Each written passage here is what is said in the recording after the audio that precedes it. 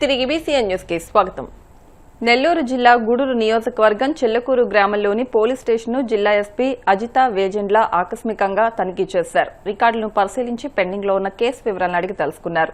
ఈ సందర్భంగా ఎస్పీ మాట్లాడుతూ శాంతి భద్రతలు, పెండింగ్ లో ఉన్న కేసు వివరాలు పరిశీలించామని, ఎక్కడ ఓపెన్ డ్రింకింగ్ జరగకుండా చర్యలు తీసుకోవాలని ఆదేశించినట్లు తెలిపారు. జాతీయ రహదారిపై రోడ్డు ప్రమాదాలు జరగకుండా ప్రజలకు అవగాహన కల్పిస్తున్నామని, ప్రజలు ద్విచక్ర వాహనంలో వెళ్లేటప్పుడు హెల్మెట్ తప్పనిసరిగా ధరించాలని సూచించారు. ఈ పరిశీలనలో ఎస్పీ వెంట గూడూరు డీఎస్పీ గీతా కుమారి, rural CI Kishore Babu, SI Suresh Babu సిబ్బంది పాల్గొన్నారు. పోలీస్ స్టేషన్ విజిట్ కి రావడం జరిగిందండి. ఆల్రెడీ ఇటువంటి సర్కిల్ విజిట్ అయింది అండ్ ఇన్స్పెక్టర్ అండ్ ఎస్ఐస్ కలిసాము. సో ఈరోజు డిఎస్పీ మేడంతో పాటు ఇక్కడ చిలుకూరు పోలీస్ స్టేషన్ విజిట్ చేస్తున్నాము. అండ్ స్టేషన్లో మన ఇంగ్లీష్ దర్యాప్తు ఎలా జరుగుతుంది కేసెస్ది అండ్ వాటిని టైంలో మనం చార్జెస్ వేస్తున్నాము పాటు రెగ్యులర్గా మనం బీట్స్ ఎలా పడుతున్నాయి కోర్ పోలీసింగ్లో భాగంగా బీట్స్ సిస్టమ్ ఒకటి, ట్రాఫిక్ నియంత్రణ ఎలా జరుగుతుందని చూడడం జరిగింది. అండ్ ముఖ్యంగా open drinking and drunk and driving ఇవి రెండు అరకట్టాలి అనేది ఇన్స్ట్రక్షన్స్ ఇవ్వడం జరిగింది స్టాఫ్ అందరికీ కూడా. Open drinking and drunk and driving మీద కూడా ఎక్కువ ఇన్సిడెంట్స్ జరుగుతున్నాయి. సో అది అరకట్టడం చాలా ముఖ్యం మనకి. అది కాకుండా మనం ఈ కోస్టల్ బెల్ట్లో ఉన్న ఇష్యూస్ ఏమైనా ఉన్నా అవి కరెక్ట్గా రెస్పాన్స్ టైం కరెక్ట్గా ఉంది, తొందరగా పోలీసులు ప్రజలకు వెళ్ళాలి అనేది మనం మాట్లాడడం జరిగింది. ముఖ్యంగా పీపుల్కి అందరికీ ప్రజలకి ఫ్రెండ్లీగా ఉంది, వాళ్ళకి ఎప్పుడు అందుబాటులో ఉండాలి మన స్టాఫ్ అందరూ కూడా. అట్లనే విలేజ్ అడాప్షన్ బేసిస్తో కూడా అంతా మాట్లాడడం జరిగింది. మన మహిళా పోలీస్ కూడా వాళ్ళ సర్వీసెస్ అన్ని యూటిలైజ్ చేసుకొని ఇట్లా స్కూల్స్లో ప్రోగ్రామ్స్ చేయటము, పిల్లలకి అన్ని సెక్సువల్ అఫెన్సెస్ గురించి చెప్పి వాళ్ళకి ఎట్లా సేఫ్గా ఉండాలి అనేది చెప్పటము, వీటి మీద ప్రోగ్రామ్స్ అవేర్నెస్ ప్రోగ్రామ్స్ చేస్తున్నాము. అలానే క్రైమ్ అగేన్స్ట్ ఉమెన్ మీద మనం చాలా ఎక్కువ ఫోకస్ పెడతాము. ఎటువంటి ఇన్సిడెంట్స్ రిపోర్ట్ అయినా కానీ వెంటనే మనం సాల్వ్ చేయాలి. సో దాని మీద వర్క్ చేస్తున్నాము. అందరికీ ఆఫీసర్స్కి ప్రజలందరికీ కూడా విజ్ఞప్తి, ట్రాఫిక్ పరంగా ముందు మీరు మీ ప్రాణాలు చాలా ముఖ్యము, మీ ఫ్యామిలీకి కుటుంబానికి మీరు తిరిగి రావడం చాలా ముఖ్యము. సో డెఫినెట్గా హెల్మెట్ వేసుకొని నడపటము, లేన్ డిసిప్లిన్ పాటించటము అండ్ ట్రిపుల్ డ్రైవింగ్ కానీ మైనర్స్కి వెహికల్స్ ఇవ్వడం కానీ ఇట్లాంటివి చేయకుండా ఉండటం చాలా ముఖ్యం. సో మనకి ఇక్కడ హైవే మీద పోలీస్ స్టేషన్ కాబట్టి ఇక్కడ కొంచెం అటువంటి ఇన్సిడెంట్స్ ఎక్కువ కనిపిస్తున్నాయి. హైవే మీద ఎవరు కూడా అసలు హెల్మెట్ లేకుండా రావడానికి ఉండదు. మనం దాని మీద డెఫినెట్గా ఎన్ఫోర్స్మెంట్ చేయడం జరుగుతుంది. ముందు మేము చాలా అవేర్నెస్ క్రియేట్ చేసాము, దాని మీద ఇప్పుడు ఇంకా ఎన్ఫోర్స్మెంట్ చేయడం జరుగుతుంది. అలానే అందరికీ కూడా ఏ ఇన్సిడెంట్ అయినా కానీ చిన్నది పెద్దైనా ఇమీడియట్గా మీ దగ్గర పోలీస్ స్టేషన్కి ఇన్ఫార్మ్ చేయండి. మళ్ళీ గొడవలు పెద్దగా అయ్యి అవి మరి ఇదే లోపల ముందు ఇన్ఫార్మ్ చేస్తే 100 కాల్ 112 కాల్స్ చేస్తే మనం వెంటనే రెస్పాన్స్.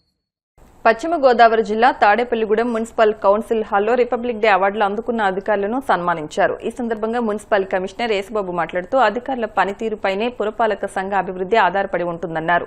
లోపాలను సవరిస్తూ సంస్కరణలు తీసుకొచ్చానన్నారు. ఇష్టంతో ఎక్కువ పని చేయించాలనేదే తమ విధానమన్నారు. కార్మికుల సేవలను గుర్తించి అవార్డులను అందించామన్నారు. సిబ్బంది సహకారంతో ఈ ఏడాది ప్రథమ స్థానంలో నిలపాలని ఆకాంక్షించారు. పురపాలక సంఘ అభివృద్ధికి ఇటీవల ఎమ్మెల్యే 6 కోట్లు మంజూరు చేసినట్లు తెలిపారు.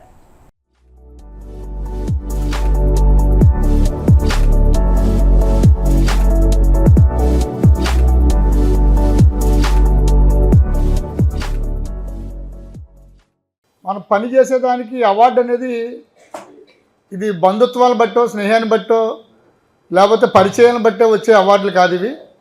ప్రతిభను కనపరిచి ఆనరబుల్ కలెక్టర్ గారు మేడం దగ్గర ఆన్లైన్ పెర్ఫార్మెన్స్ని బట్టి మన మున్సిపాలిటీకి వచ్చినాయి.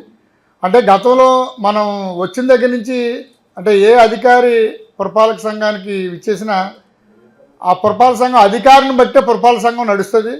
దాంట్లో భాగంగానే నేను గత 27/9/2024లో కమిషనర్గా బాధ్యతలు చేపట్టి ఒక వారం రోజులు పరిశీలన చేసేటప్పటికి ఇక్కడ చాలా లోపాలు కనిపించినాయి. ఆ లోపాలన్నీ అంచెంచెలుగా సవరించి అంటే ఎంప్లాయీకి సన్మానం చేయడం, అంటే ఒక ముఖ్యమైన విషయం ఏంటంటే ఒక వ్యక్తితో పని చేయించాలంటే ఇష్టంతో ఎక్కువ పని చేయించవచ్చు, కష్టంతో తక్కువ పని చేయించవచ్చు. నా పాలసీ అది. అంటే ఒక పనిని ఆ వ్యక్తి ఇష్టపడి చేస్తే శ్రమ అనిపించదు, అది కష్టపడి చేస్తే శ్రమ అనిపించి పని సక్సెస్ఫుల్ కాదు. అది మన స్టోరీ. అందరం మన ఎంప్లాయీస్. తాడేపల్లిగూడెం పురపాలక సంఘం అంటేనే ఒక కుటుంబం. కుటుంబానికి అధిపతిని నేను. నా కుటుంబంలో ఇలా జరగడానికి లేదు అనే మంచి కాన్సెప్ట్ తోటి ఎంప్లాయీస్ని అందరినీ ఒక తాటి మీద వర్కర్స్ చేసే పనితనాన్ని మెరుగుపరిచి వాళ్ళకి కూడా అవార్డులు ఇవ్వడం, వారు రిటైర్ అయిపోతే సన్మానాలు చేయడం. నిన్న కూడా గమనించారు మీరు, ఆగస్టు 15 రిపబ్లిక్ డేకి అవార్డు ఎవరైనా ఫస్ట్ సెక్షన్ హెడ్స్ దగ్గర నుంచి ఇస్తారు, కానీ నేను అలా ఇవ్వలేదు. మన పారిశుద్ధ్య కార్మికులకి ఫస్ట్ ఇచ్చాను అవార్డ్స్. అలా నేను ఆ తాటి మీద తీసుకొచ్చి సంవత్సరంన్నరలో కూడా అనేక మందికి ఆగస్టు 15కి ఆనరబుల్ ఎమ్మెల్యే గారి చేతుల మీదుగా, అలాగే రిపబ్లిక్ డేకి కూడా ఆనరబుల్ ఎమ్మెల్యే గారి చేతుల మీదుగా, మళ్ళీ రిపబ్లిక్ డేకి అంటే గౌరవనీయులు నిన్న శాసనసభ్యులు వారు అనివార్య కారణం వల్ల రాలేదు, కానీ అంటే వారి చేతుల మీదుగా ఒక 100 మందికి అవార్డులు ఇప్పిస్తే అంటే రేపొద్దున గుర్తింపు ఉంటుంది. మనం పనిచేసినందుకు మన అధికారులు, మన శాసనసభ్యులు గుర్తించి మనకు అవార్డు ఇచ్చారు కనుక వారికి ఇంకా మంచి చేయాలి, ఈ ఊరికి ఇంకా ఏదో చేయాలి అనే తపన ఉంటుంది. కడప నగరపాలక సంస్థలో ఎన్నో ఏళ్లుగా పనిచేస్తున్న కార్మికుల సమస్యల పట్ల అధికారుల నిర్లక్ష్యం తగదని సిఐటియు నాయకులు విమర్శించారు. ఒక్కరోజు సమ్మెలో భాగంగా కడప నగరపాలక సంస్థ కార్యాలయం ఎదుట కార్మికులు నిరసన వ్యక్తం చేశారు. ఈ సందర్భంగా అధికారులు ప్రభుత్వానికి వ్యతిరేకంగా నినాదాలు చేస్తూ కార్మికుల పట్ల నిర్లక్ష్యం తగదని హెచ్చరించారు. 60 సంవత్సరాలు నిండిన కార్మికుల కుటుంబంలో ఒకరికి ఆప్కాస్లో ఉద్యోగం ఇవ్వాలన్నారు. ఆర్థికంగా తీవ్ర ఇబ్బందులు పడుతున్న కార్మికులను మరింత అప్పుల్లోకి దించుతున్నారని ఆగ్రహం వ్యక్తం చేశారు. విషయం తెలుసుకున్న అడిషనల్ కమిషనర్ రాకేష్ చంద్ర అక్కడికి చేరుకుని వారి సమస్యలపై ఆరా తీశారు. ఉన్నతాధికారుల దృష్టికి తీసుకుని వెళ్లి సమస్యల పరిష్కారానికి కృషి చేస్తామన్నారు.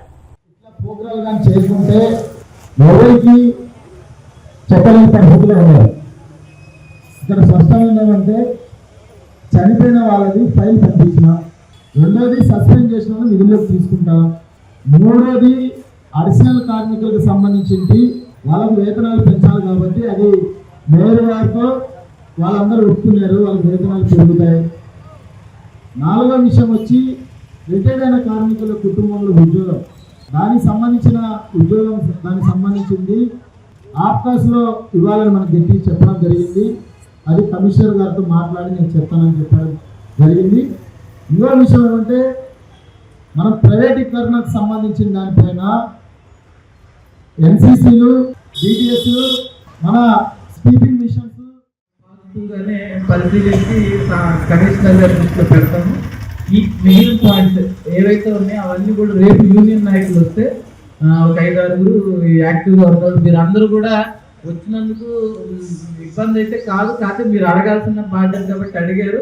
కానీ పని బాగా చేస్తున్నారు, ఇంకా బాగా పని చేస్తూ మీ హక్కుల కోసం పోరాడితే మీ వెనక మేము ఎప్పుడు ఉంటాం. మీకు కావాల్సిన వాటి కోసం మేము కూడా సాధించేదానికి మా ప్రయత్నం చేస్తామని చెప్పేసి కూడా మనస్ఫూర్తిగా కోరుకుంటూ మీరు మరలా విధుల్లోకి వెళ్ళి మళ్ళీ నిన్న మొన్న ఈ పండుగలు, రిపబ్లిక్ డే ఇవన్నీ అయిపోయినాయి కాబట్టి మనకి రథసప్తమి, శోభయాత్ర ఇవన్నీ మనం ఇంకా శుభ్రంగా పెట్టుకోవాల్సిన అవసరం ఉంది కడప నగరాన్ని. అందులో మీరందరూ పనిచేస్తేనే మేమంతా కూడా ప్రశాంతంగా ఉండగలుగుతాం. లేకపోతే మాకు కూడా పైన రావడం, శానిటేషన్ గురించి ఇబ్బందులు నేను చెప్పడం ఇవన్నీ మరలా మొదటికి వస్తుంది. కాబట్టి మీరు మరలా ఇప్పుడు కుదిరితే క్లాస్ ఎవరైతే లోడర్స్ ఉంటారో చేయగలిగినంత వరకు చేసి మన వర్కర్స్ అందరూ కూడా మధ్యాహ్నం మస్తులకి హాజరైతే మీ డిమాండ్స్ ఏవైతే ఉన్నాయో సమస్యలు ఉన్న వాటినన్నింటినీ కూడా మా స్థాయిలో ఉన్నంత వరకు మేము పరిష్కారం చేయడానికి ఎప్పుడు ముందుంటాం. కమిషనర్ గారి దృష్టిలో పెట్టవలసినవి పెట్టి కూడా వాటిని కూడా రాబోయే రోజుల్లో పరిష్కార మార్గానికి తీసుకెళ్ళడానికి కృషి చేస్తామని చెప్పి మనం చేసుకుంటూ సెలవు తీసుకుంటాం. కలియుగ ప్రత్యక్ష దైవం తిరుమల శ్రీ వెంకటేశ్వర స్వామివారిని సినీ హీరో ధనుష్ దర్శించుకున్నారు. వీఐపీ విరామ దర్శన సమయంలో స్వామివారి సేవలో పాల్గొని మొక్కులు చెల్లించుకున్నారు. దర్శనానంతరం వీరికి రంగనాయకుల మండపంలో వేద పండితులు వేదాశీర్వచనం అందించగా ఆలయ అధికారులు స్వామివారి తీర్థ ప్రసాదాలు అందజేసి పట్టువస్త్రంతో సత్కరించారు.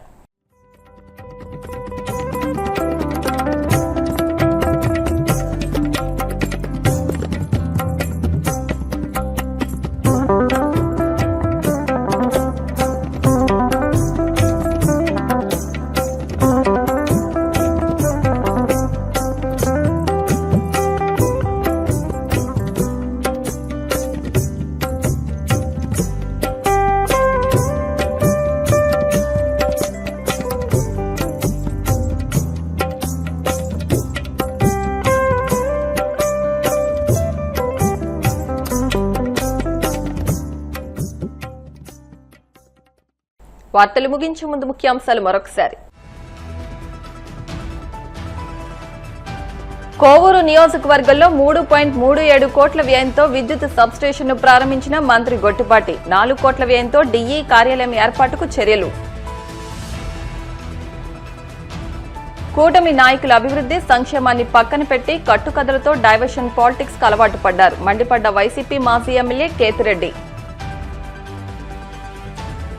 ఢిల్లీలో రాహుల్ గాంధీతో సమావేశమైన ఏపీసీసీ చీఫ్ వైఎస్ షర్మిల. ఉపాధి హామీ పరిరక్షణ ఉద్యమంలో పాల్గొనాలని రాహుల్కు ఆహ్వానం. తిరుమల శ్రీవారిని దర్శించుకున్న సినీ హీరో ధనుష్. ఆలయ మర్యాదలతో స్వాగతం పలికిన అధికారులు. ఈ వార్తలు ఇంతటితో సమాప్తం. మరిన్ని వార్తల కోసం BCN digital YouTube channel, Facebook page ని ఫాలో అవ్వండి. అప్డేట్ వార్తల కోసం ప్లీజ్ సబ్స్క్రైబ్.